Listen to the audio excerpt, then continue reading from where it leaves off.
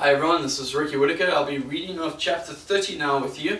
To give an overview, vows are not to be broken, of a maid's vow, of a widow's, or of her that is divorced. So let us get started in chapter 30 of Numbers. And Moses spake unto the heads of the tribes concerning the children of Israel, saying, This is the thing which the Lord hath commanded. If a man vow a vow unto the Lord, or swear an oath to bind his soul with a bond, he shall not break his word. He shall do according to all that he proceedeth out of his mouth. If a woman also vow a vow unto the Lord, and bind herself by a bond, being in her father's house in her youth, and her father hear vow, and her bond wherewith she hath bound her soul, and her father shall hold his peace at her, then all her vows shall stand, and every bond wherewith she hath bound her soul shall stand.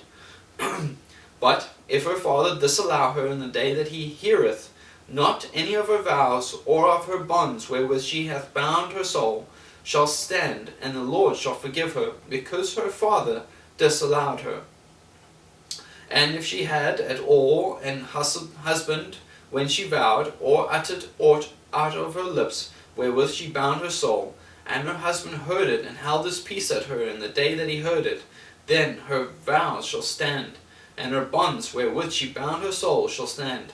But if her husband disallowed her on that day that he heard it, then he shall make her vow which she vowed, and that which she uttereth with her lips, wherewith she bound her soul, of none effect, and the Lord shall forgive her.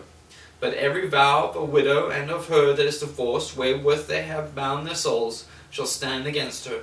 And if she vowed in her husband's house, or bound her soul by a bond with an oath, and her husband heard it, and held his peace at her, and disallowed her not, then all her vows shall stand, and every bond wherewith she bound her soul shall stand.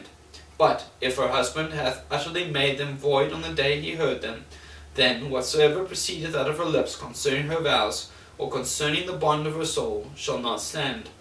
Her husband hath made them void, and the Lord shall forgive her. Every vow and every binding oath to afflict the soul, her husband may establish it, or her husband may make it void. But if her husband altogether hold his peace at her from day to day, then he establish all her vows, or all her bonds which are upon her, he confirmeth them, because he held his peace at her in the day that he heard them. But if he shall any ways make them void after that he hath heard them, then he shall bear her iniquity.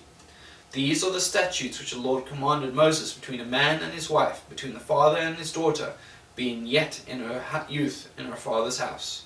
That was Numbers chapter 30.